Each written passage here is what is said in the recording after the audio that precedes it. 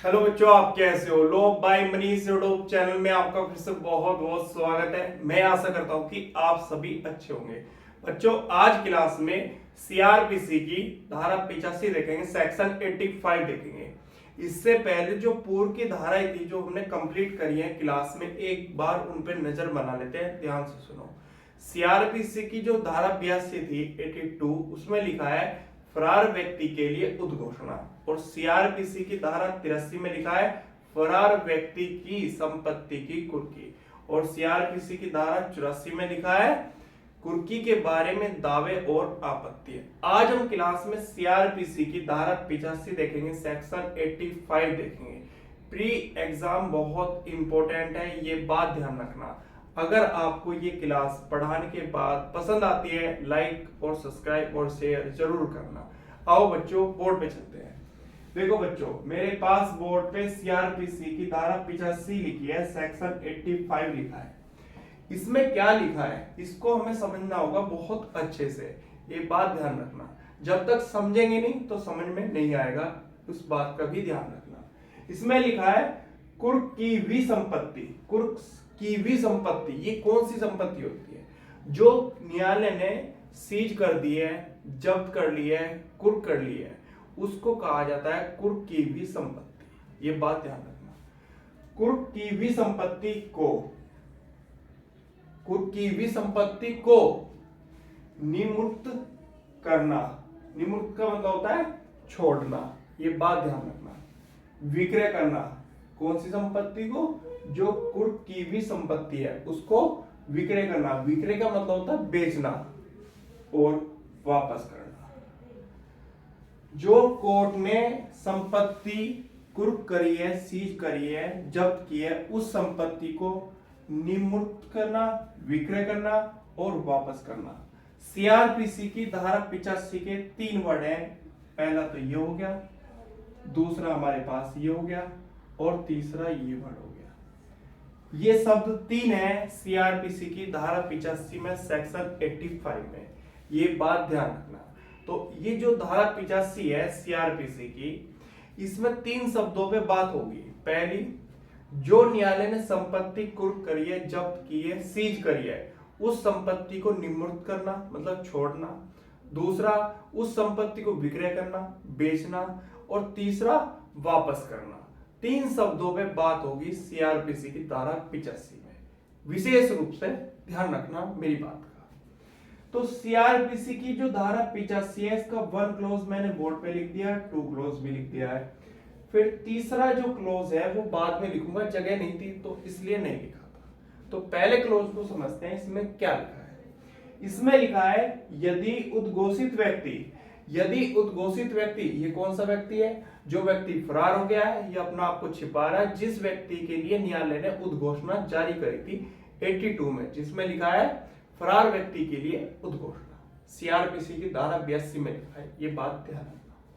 यदि उद्घोषित व्यक्ति उद्घोषणा में विनिर्दिष्ट समय के अंदर हाजिर हो जाता है। एक फरार व्यक्ति हो गया है या अपना आपको छिपा रहा है, उस व्यक्ति के लिए न्यायालय ने उद्घोषणा जारी करी थी। क्यों की थी? क्योंकि उस व्यक्ति पर गिरफ्तारी वारंट का निष्पादन नहीं हो पा रहा था, क्योंकि वो व्यक्ति फरार हो गया था या अपना आपको छिपा रहा था। क्लियर होगी बात? जब उसके लिए न्यायालय ने उद्घोषणा जारी करी उस व्यक्ति के लिए, तो उस व्यक्ति को न्यायालय ने, कोर्ट ने टाइम दिया 30 दिन के पश्चात वो न्यायालय के समक्ष हाजिर हो। क्लियर होगी बात?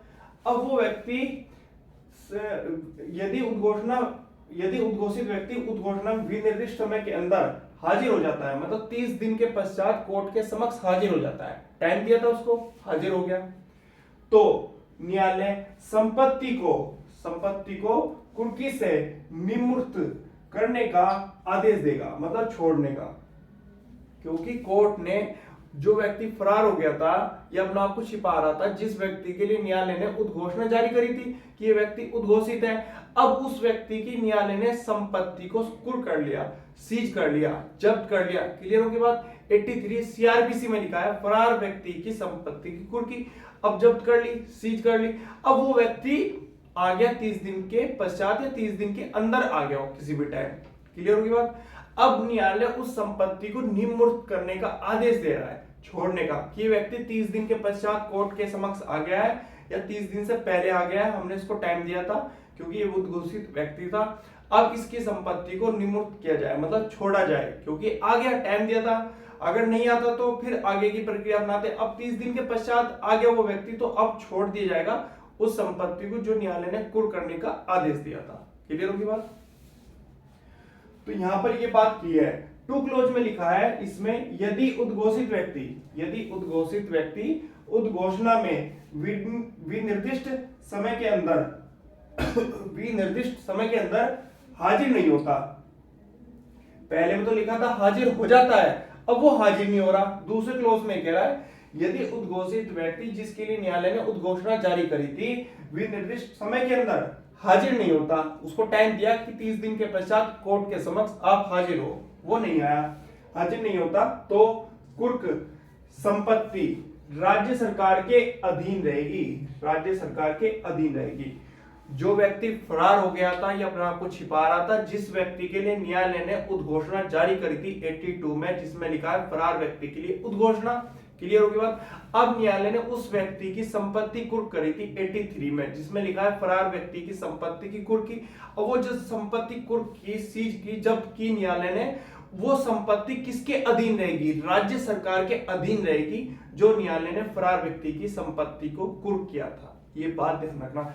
अगर वो व्यक्ति 30 दिन के पश्चात नहीं आता, टाइम दिया था उसको, अगर आ जाता है तो निम्मूर्त करने का आदेश देगा, संपत्ति को छोड़ने का आदेश देगा, जो न्यायालय कोर्ट जब्त कर रहा है, सीज कर रहा है उसकी प्रॉपर्टी। अब नहीं आ रहा है तो वो संपत्ति राज्य सरकार के अधीन रहेगी। और उसका विक्रय का मतलब होता बेचना, कुर्की की तारीख से जिस दिन न्यायालय ने आदेश जारी किया कि इसकी संपत्ति को कुर्क किया जाए, सीज किया जाए, जब्त किया जाए, किसकी? जो व्यक्ति फरार है उसकी। तो और उसका विक्रय कुर्की की तारीख से, मतलब विक्रय का मतलब होता है बेचना, कुर्की की तारीख से 6 माह का अवसाद हो जाने पर, 6 महीने बीत जाने पर, तथा धारा 84 के अधीन किए गए किसी दावे या आपत्ति का उस धारा के अधीन निपटारा हो जाने पर ही किया जा सकता है। ये बात ध्यान रखना। देखो यहां पर बहुत अच्छी बात लिखी है, आपको समझनी चाहिए, ध्यान से समझना। इसमें लिखा है, यदि उद्घोषित व्यक्ति उद्घोषणा में विनिर्दिष्ट समय के अंदर हाजिर नहीं होता। अब वो व्यक्ति फरार था, अब वो उसको टाइम दिया कि 30 दिन के पश्चात कोर्ट के समक्ष आप हाजिर हो जाओ उद्घोषणा जारी करके। अब वो व्यक्ति नहीं आया तो कुर्क संपत्ति राज्य सरकार के अधीन रहेगी। अब जो न्यायालय ने उस व्यक्ति की संपत्ति को कुर्क किया था, सीज किया था, वो किसके अधीन रहेगी? राज्य सरकार के अधीन रहेगी, फरार व्यक्ति की। ये बात ध्यान रखना। और उसका विक्रय, उसका मतलब उस संपत्ति का विक्रय कुर्की की तारीख से, जिस दिन कुर्की की थी न्यायालय ने, कुर्की की तारीख से 6 माह का अवसान हो जाने पर, जब 6 महीने बीत जाएंगे, 6 महीने से पहले नहीं, 6 महीने बीत जाएंगे, उसके अवसान हो जाने पर, तथा धारा 84 के अधीन किए गए किसी दावे या आपत्ति का उस धारा के अधीन निपटारा हो जाने पर ही किया जा सकता है। एक व्यक्ति फरार है, क्लियर होगी बात? उस व्यक्ति के लिए न्यायालय ने उद्घोषणा जारी कर दी थी कि ये व्यक्ति फरार हो चुका है, और उसको टाइम दिया कि आप 30 दिन के पश्चात कोर्ट के समक्ष हाजिर हो। अब वो नहीं आया तो न्यायालय ने क्या करा? उस व्यक्ति की संपत्ति को जब्त कर लिया, कुर्क कर लिया, सीज होगी संपत्ति। अब सीज होगी, उसी संपत्ति में कोई व्यक्ति हित रखता है अपना, वो व्यक्ति 6 महीने के भीतर आके दावा करता है न्यायालय के समक्ष, कोर्ट के सामने, कि मेरा इस संपत्ति में हित है जो आपने उद्घोषित व्यक्ति की कुर्की सीज करी। अब न्यायालय उस संपत्ति की जांच करता है कि इस व्यक्ति का हित है या नहीं है। वो हमने पढ़ा था 84 में सीआरपीसी। क्लियर होगी बात? जो दावे आपत्ति करी है और 6 महीने से पहले, समझ रहे हो आप, 6 महीने से पहले और जो दावे आपत्ति की है, उसका निपटारा हो जाने पर ही उस संपत्ति का विक्रय किया जाएगा। जो व्यक्ति की संपत्ति न्यायालय ने कुर्की है, सीज करी है, और राज्य सरकार के अधीन है इस टाइम, जो व्यक्ति फरार हो गया था। क्लियर होगी बात? तो ये कहा यहां पर 6 माह का और धारा 84 के अधीन किसी दावे आपत्ति का निपटारा हो जाने पर ही किया जाएगा। किसका? उस संपत्ति का विक्रय, जो व्यक्ति की संपत्ति है, किसकी? जो फरार हो चुका था, तो कुर्क की थी, तो उसे जब ही बेचा जाएगा जब 6 महीने बीत जाएंगे और धारा 84 के अधीन जो दावे और आपत्ति हो रही थी कि मेरा इस संपत्ति में हित है, वो पूरा निपटारा हो जाने पर ही उस संपत्ति को बेचा जा सकता है, विक्रय किया जा सकता है, जो व्यक्ति की संपत्ति थी फरार व्यक्ति की। ये बात ध्यान रखना। किंतु यदि वह शीघ्र नष्ट होने वाली प्रकृति की हो, शीघ्र का मतलब होता है जल्द, नष्ट होने वाली प्रकृति की हो। अब जो फरार व्यक्ति था उसकी जो संपत्ति थी वो ऐसी संपत्ति थी कि मतलब खराब हो सकती है, जैसे आलू हो गए, टमाटर, प्याज, दूध, घी, मक्खन, इस तरह की सब्जी, इस तरह की संपत्ति थी। तो न्यायालय अगर उसका वेट करता कि यार इस संपत्ति को बचा के रखे क्योंकि इस व्यक्ति की संपत्ति है, तो उसमें दिक्कत हो जाती क्योंकि वो सब संपत्ति खराब हो जाती। तो खराब हो जाती, आपको पता है दूध 1 दिन से ज्यादा नहीं चल सकता, सब्जी 2 या 3 दिन से ज्यादा नहीं चल सकती, तो आपको पता ही है अभी प्रोसीडिंग चल रही है, कोर्ट में उसका काम चल रहा है। तो उसी को देखते हुए न्यायालय क्या करेगा, या न्यायालय के विचार में विक्रय करना स्वामी के फायदे के लिए होगा। तो इन दोनों दशाओं में किसी में न्यायालय जब कभी ठीक समझे उसका विक्रय करा सकता है। किसका? उस संपत्ति का। देखो मैंने आपको बताया ना, अगर न्यायालय के विचार में यह आ गया कि वो संपत्ति खराब हो सकती है, आलू, टमाटर, प्याज, घी, दूध, मक्खन, कोई ऐसी संपत्ति है जो शीघ्र नष्ट होने वाली है, तो न्यायालय क्या करेगा, उस संपत्ति को विक्रय करा देगा, बेच देगा। और न्यायालय के अगर विचार में है, तो ये बात ध्यान रखना, लिखा है ना यहाँ पर, न्यायालय के विचार में, अगर उसके विचार में है विक्रय कराना तो स्वामी के फायदे के लिए, उसके ही फायदे के लिए, क्योंकि वो खराब हो जाएगी संपत्ति और जो पैसा आएगा विक्रय कराने के बाद वो न्यायालय के अधीन रहेगा। ये बात ध्यान रखना। तो इसका सीआरपीसी धारा 85 का 1 क्लोज और 2 क्लोज मैंने आपको समझा दिया है। कोई भी आपको डाउट हो तो आप कमेंट करके पूछ लेना। तो यहां पर कई बार आपसे प्री एग्जाम में क्वेश्चन पूछे जाते हैं, वो भी आप सुन लो ध्यान से। एग्जामिनर पूछेगा आपसे कि एक व्यक्ति फरार है और उसके लिए न्यायालय ने उद्घोषणा जारी कर रखी है, क्लियर होगी बात, जारी कर रखी। अब वो 30 दिन के पश्चात हाजिर हो जाता है, टाइम दिया था उसको, हाजिर हो जाता है। तो न्यायालय जो उसकी संपत्ति कुर्क की थी, सीज करी थी, क्या उस संपत्ति को छोड़ सकता है या नहीं छोड़ सकता? तो आपको टिक करना है छोड़ सकता है, निमूर्त कर सकता है, मतलब छोड़ना, उस संपत्ति को छोड़ देगा न्यायालय अगर वो 30 दिन के पश्चात कोर्ट के समक्ष हाजिर हो जाता है। जो उद्घोषणा जारी करी थी न्यायालय ने और बताया था कि आपको इस समय पे और इस स्थान पे इस दिन के पश्चात हाजिर होना है, फरार व्यक्ति को बताया था। अब वो व्यक्ति आ जाता है तो उस संपत्ति को निमूर्त कर देगा, क्योंकि उस व्यक्ति की संपत्ति न्यायालय ने कुर्क करी थी, सीज करी थी, क्योंकि वो व्यक्ति फरार हो गया था, अपने आप को छिपा रहा था, आ रहा नहीं था। तो न्यायालय उस संपत्ति को निमूर्त कर देगा, मतलब छोड़ने का आदेश देगा, क्योंकि वो व्यक्ति 30 दिन के पश्चात कोर्ट के समक्ष हाजिर हो गया है। तो ये आपके प्री एग्जाम में आएगा, आप टिक कर देना, निमूर्त करना। फिर 2 क्लोज में पूछ रहा है, जो व्यक्ति की संपत्ति थी फरार की, वो सरकार ने, वो कोर्ट ने सीज करी थी, कुर्क करी थी, वो संपत्ति किसके अधीन रहेगी? तो आपको टिक करना है राज्य सरकार के अधीन रहेगी। तो इसका प्री में आएगा ये राज्य के अधीन रहेगी, मतलब राज्य सरकार के अधीन रहेगी। सरकार लिखना मैं भूल गया, राज्य सरकार के अधीन रहेगी। तो ये बात ध्यान रखना। देखो मैं लिख भी देता हूं, फिर आप कंफ्यूज रहोगे। राज्य सरकार के अधीन रहेगी, किसकी? जो फरार व्यक्ति की संपत्ति थी, न्यायालय ने सब जब्त की थी, सीज करी थी, कुर्क की थी, वो किसके अधीन रहेगी? तो राज्य सरकार के अधीन रहेगी। क्लियर होगी बात?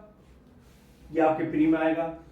फिर आपका इसमें आएगा, ये प्री में, फिर आपका इसमें आएगा कि ये प्री और ये भी आपका प्री। एग्जामिनर आपसे पूछ सकता है कि जो फरार व्यक्ति था, जिसकी संपत्ति थी, वो कुर्क करी थी, न्यायालय ने सीज करी थी, उसी संपत्ति में कोई व्यक्ति 6 महीने के भीतर दावा कर रहा है, आपत्ति कर रहा है। क्लियर होगी बात? आपत्ति कर रहा है सीआरपीसी की धारा 84 के अधीन। क्या उस संपत्ति को बेचा जा सकता है उससे पहले या नहीं?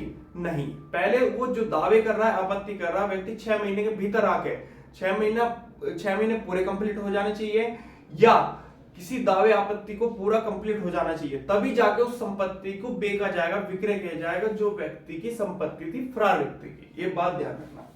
तो आपकी ये प्रीम आएगा और ये प्रीम आएगा, 6 महीने पूरे हो जाने चाहिए और 84 धारा है जो उसके अधीन दावे और आपत्ति जो हो रही थी वो कंप्लीट हो जानी चाहिए, तभी जाके उस संपत्ति को विक्रय किया जाएगा जो फरार व्यक्ति की थी। फिर आपसे एग्जामिनर पूछेगा जो संपत्ति नष्ट होने वाली है, ऐसी प्रकृति की है, क्या उस संपत्ति का विक्रय कर सकता है न्यायालय? हाँ, स्वामी के फायदे के लिए न्यायालय शीघ्र नष्ट होने वाली संपत्ति वाली जो संपत्ति थी जो ऐसी प्रकृति की है उसे विक्रय कर देगा कोर्ट। ये बात ध्यान रखना।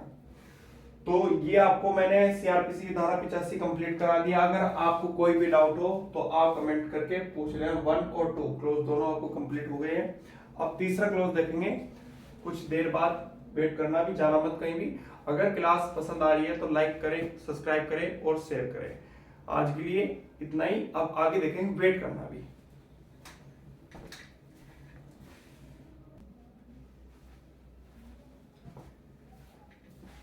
बच्चों जैसे कि आपको पता है क्लास में सीआरपीसी की धारा 85 चल रही है, सेक्शन 85 चल रहा है।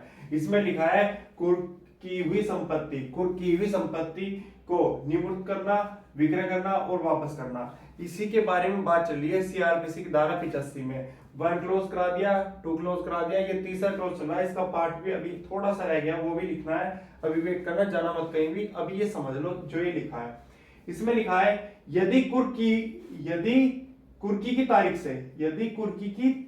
से जिस दिन न्यायालय ने कुर्की की है, किसकी? संपत्ति की। जो व्यक्ति फरार हो चुका था उसकी व्यक्ति की संपत्ति को न्यायालय ने कुर्क कर लिया। उस कुर्की की तारीख से, यदि कुर्की की तारीख से 2 वर्ष के अंदर कोई व्यक्ति जिसकी संपत्ति उपधारा 2 के अधीन राज्य सरकार के अधीन है यह रही है, उस न्यायालय के समक्ष मतलब सामने जिसके आदेश से संपत्ति कुर्क की गई थी, जिस न्यायालय ने संपत्ति कुर्क की थी, उस न्यायालय के समक्ष 2 वर्ष के अंदर उस कुर्की की तारीख से या उस न्यायालय के समय जिसके ऐसा न्यायालय अधीनस्थ है, मतलब नीचे है, स्वेच्छा से हाजिर हो जाता है। मतलब वो व्यक्ति जो व्यक्ति फरार हुआ था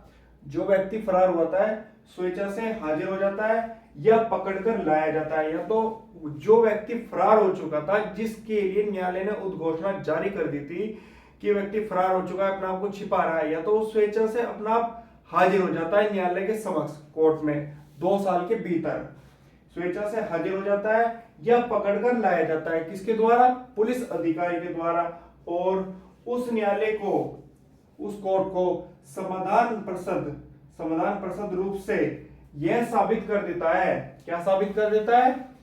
कि वह वारंट के निष्पादन से बचने के प्रयोजन से फरार नहीं हुआ या नहीं छिपा। यह बताता है कौन व्यक्ति, जिस व्यक्ति के लिए न्यायालय ने उद्घोषणा जारी करी थी कि व्यक्ति फरार हो गया है, अपने आप को छिपा रहा है, इस व्यक्ति पर गिरफ्तारी वारंट का निष्पादन नहीं हो पा रहा है, इस व्यक्ति के लिए न्यायालय ने उद्घोषणा जारी कर दी है 82 सीआरपीसी में। क्लियर होगी बात? अब वो व्यक्ति या तो स्वेच्छा हाजिर हो जाता है 2 साल के अंदर या पकड़कर लाया जाता है और न्यायालय को साबित कर देता है, उस कोर्ट को जिसने न्यायालय ने उसके लिए उद्घोषणा जारी कर दी थी, कि ये साबित कर देता है कि वह व्यक्ति वारंट के निष्पादन के बचने के प्रयोजन से फरार नहीं होता या छिपा नहीं। ना तो वो फरार हुआ और ना ही छिपा, 2 साल के भीतर आके कोर्ट को बता रहा है, कोर्ट के समक्ष बोल रहा है कि ना तो वो गिरफ्तारी के वारंट के निष्पादन से बचने के लिए फरार हुआ, ना ही वो व्यक्ति छिपा।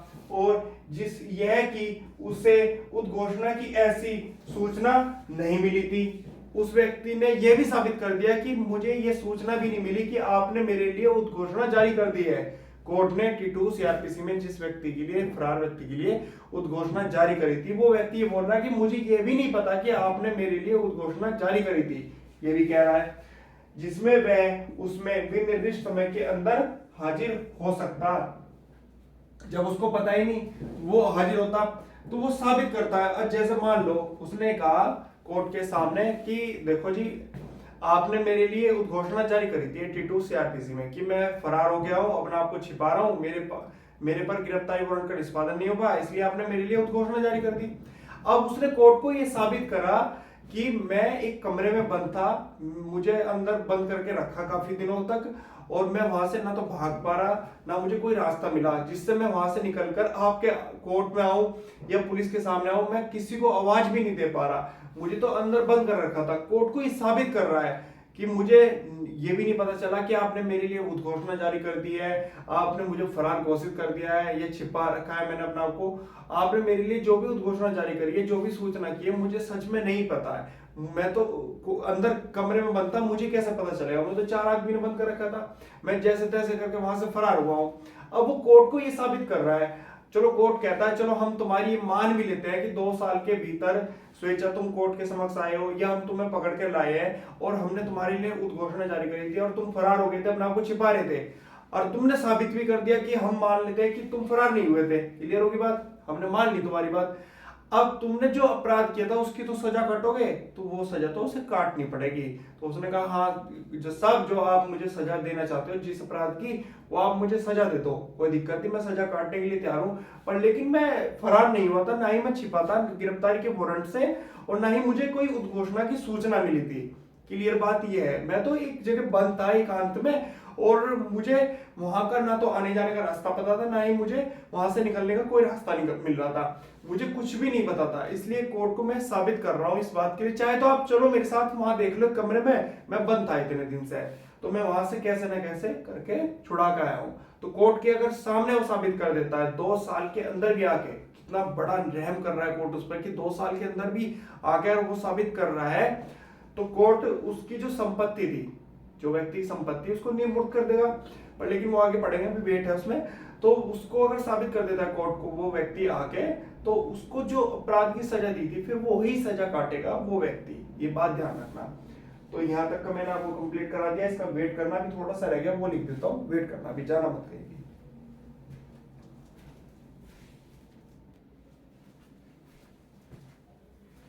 बच्चों जैसे कि आपको पता है क्लास में सीआरपीसी की धारा 85 चल रही है, तो इसमें आगे का थोड़ा पॉइंट रह गया, तो तीसरे क्लॉज में इससे देख लेते हैं। तो ऐसी संपत्ति का या यदि वह विक्रय कर दी गई है, तो विक्रय का मतलब तो बेचना है, विक्रय के शुद्ध आगमों का, या यदि उसका केवल कुछ भाग विक्रय किया गया है, उस संपत्ति का कुछ भाग बेचा गया है, या सारी संपत्ति बेची गई, जो व्यक्ति फरार था जिसकी संपत्ति कोर्ट ने जब्त की थी, तो सारी संपत्ति बेच दी या उसका कुछ भाग बेचा गया, तो ऐसे विक्रय मतलब बेचने के शुद्ध आगमों और अवशिष्ट संपत्ति का कुर्की की परिणाम स्वरूप उपगत सब खर्चों को उसमें से चुकाकर उससे परिधान कर दिया जाएगा। किसे? उस व्यक्ति को जो व्यक्ति फरार था। अब सुनो, ये कह रहा है एक व्यक्ति फरार हो गया था या अपने आप को छिपा रहा था। सुनो ध्यान से, अब क्लियर करते हैं एक बात। एक व्यक्ति अभियुक्त है, अपराधी है, उस व्यक्ति के लिए न्यायालय ने समन जारी करा कि व्यक्ति कोर्ट के समक्ष हाजिर हो न्यायालय के सामने। अब वो व्यक्ति नहीं आया, तो न्यायालय ने उस व्यक्ति के लिए गिरफ्तारी वारंट जारी करा कि, और पुलिस अधिकारी को दे दिया गिरफ्तारी वारंट कि जाओ आप गिरफ्तारी वारंट का निष्पादन कराओ इस व्यक्ति पर। जब उस व्यक्ति पर गिरफ्तारी वारंट का निष्पादन नहीं हो पाया, जो व्यक्ति फरार हो गया था, अपने आप को छिपा रहा था, उस व्यक्ति के लिए न्यायालय ने उद्घोषणा जारी कर दी कि व्यक्ति फरार हो गया है, अपने आप को छिपा रहा है। क्लियर होगी बात? और उसको टाइम दे दिया 30 दिन के पश्चात कोर्ट के समक्ष हाजिर होने का। अब वो व्यक्ति नहीं आया, तो न्यायालय ने क्या करा, उसकी संपत्ति कुर्क कर ली, जब्त कर ली, सीज कर दी 83 सीआरपीसी में। क्लियर होगी बात? अब जो संपत्ति सीज करी, कुर्क करी, अब उस व्यक्ति के, जो व्यक्ति फरार था वो 2 साल के अंदर कोर्ट के समक्ष आ जाता है, और कोर्ट को ये साबित करता है, या तो पकड़ कर लाया जाता है या स्वेच्छा से हाजिर हो जाता है, और ये साबित करता है कि मैं ना तो फरार हुआ था, ना ही मैं छिपा था, मुझे कोई उद्घोषणा की सूचना भी नहीं मिली। जो व्यक्ति फरार था वो साबित कर रहा है कोर्ट के सामने, जो मेरी संपत्ति आपने सीज करी है, कुर्क करी है, वो मुझे संपत्ति वापस लौटा दो 2 साल के अंदर, ये कह रहा है आके। तो कोर्ट क्या करेगा, जो उसमें खर्चे लगे हैं उन सब खर्चों को चुकाकर बाकी जो संपत्ति है, या तो उसका केवल कुछ भाग या सारी संपत्ति, उसको लौटा दी जाएगी, जो व्यक्ति 2 साल के अंदर आके साबित कर देता है न्यायालय के सामने। उसमें से सब खर्चों को चुकाकर, लिखा है ना, सब खर्चों को उसमें से चुकाकर उसे परिधान कर दिया जाएगा, उसकी संपत्ति उसे दे दी जाएगी।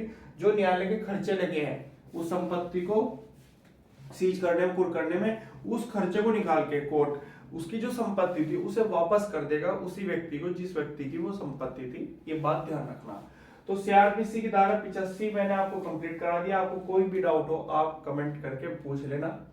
85 तक मैंने आपको कंप्लीट करा दिया। कल देखेंगे सीआरपीसी की धारा 86। तो आज के लिए धन्यवाद, कल फिर मिलेंगे।